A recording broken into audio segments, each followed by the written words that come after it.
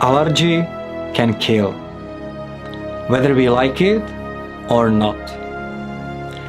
And because we live in society such as the one here in UK, there are laws and procedures and regulations that help people with allergies to protect their lives and live their life the way it's supposed to be. Hi everyone, my name is Peter and this is my channel Things I Like. Today I want to discuss a slightly different topic than is usual. It's gonna be about allergens and responsibility.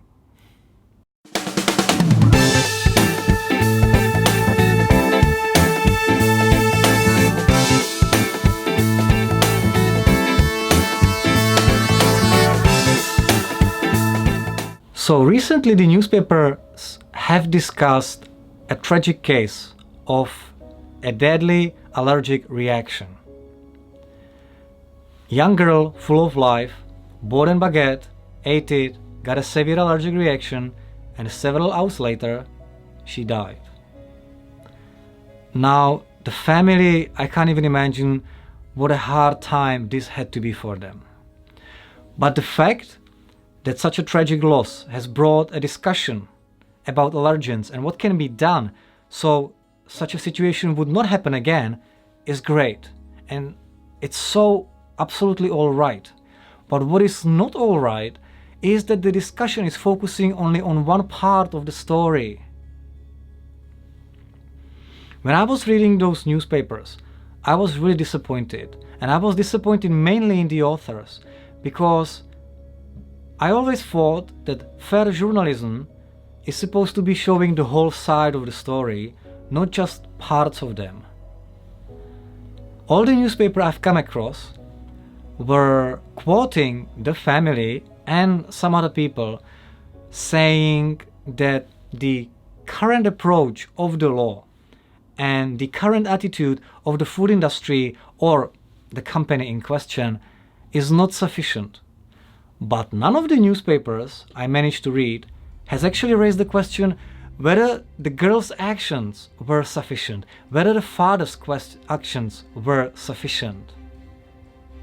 I'm just wondering, because the girl, she was living with her allergy all her life. So her understanding of the products and the allergens itself must have been on much higher level comparing to other normal people. And the same counts for her father. He was protecting her all her life from the allergies and from the allergens contained in the food, so his understanding must have been on much higher level as well. Both of them, though, were satisfied with the label on the product that wasn't stating any allergens. And I'm just wondering why. Why none of them actually went to the staff and tell them, guys, my daughter has a lethal type of allergy. Can you please double check the allergens in this product?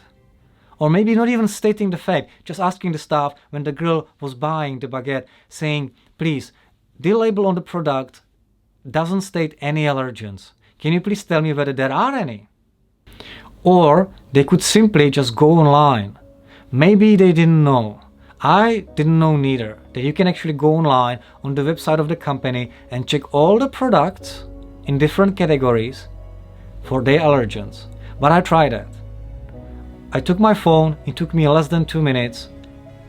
I went directly on their webpage, found the list of the allergens, and what is the most ironic thing?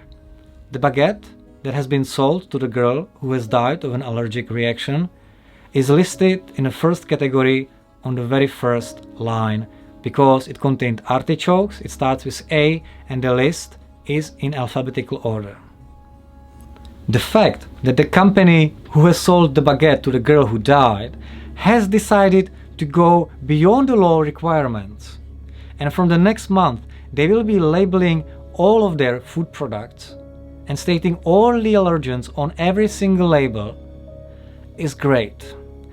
But I want to say that this action should be seen as an act of kindness, compassion, humanity, because they're doing it at their own expense and they don't have to do it. And I don't want this thing to be seen as something that's been forced out of them because of guilt. Because of all that has happened, I want to raise 3 points at this part of the video, and I want you, the audience, to think about them and ask yourself some questions. The first point is the responsibility, because the responsibility for our health and our lives always was, is, and will be in our hands. That will never change. Yes, there are laws, yes, there are procedures and regulations in place to protect our lives. But if any of us will decide that some of the ways that are here to protect our lives are not convenient enough at certain point of our lives, then we will be wagering our health or our very own life against a piece of food in this example. And those are very bad odds. Second thing is the mistake. Now everybody does mistakes. Doesn't matter what part of your life you are right now in, whether you are a parent, whether you are children, whether you are a lawyer, doctor, gardener, painter, garbage man, whatever you do, whatever you live in your life, despite your gender, despite your nationality, despite your religion, we all do mistakes in every aspect of our lives. That counts for work, that counts for free time, that counts for relationship, it counts for everything. And it's important to always remember that. And that we need to look out for each other. Because people with allergens will be doing mistakes. But people who are selling food to the people with allergies will be doing mistakes as well. So please never forget that. And if you're buying a product in which you are not 100% sure it's safe for you, 100% safe for you, then do something. Do whatever it takes, but go and speak to the staff. Raise your voice and say, guys, I've got an allergy. Can I buy this product? Go and check online, or perhaps don't even buy the product. Because if you're not 100% sure, this decision might cost your life. And the third point is more of a favor that I want to ask you. The fact that we have restaurants and food bistros and the whole food industry here for us means that some people took their money, took their energy, took their time, and they sacrificed with part of their lives, and they build up something. They build up the restaurant, they build up the stall selling the food, they build up the catering company that provides food for hundreds of companies, right? And the fact that they did it at their own expense means it's our privilege that they are here. Yes, we all have rights to go and seek the food. Nobody can stop us. But none of us has the right to have the restaurant on every corner.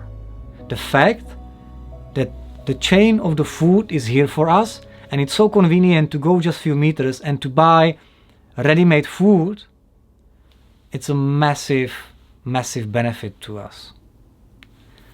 So if it happens that you are a person with an allergy and you go to the restaurant or food chain or I don't know, any place that sells the food, and you will state the fact that they have an allergy, and they will tell you, well, in that case, I'm really sorry, but I can't serve you because we are 100% sure that this food is safe for you.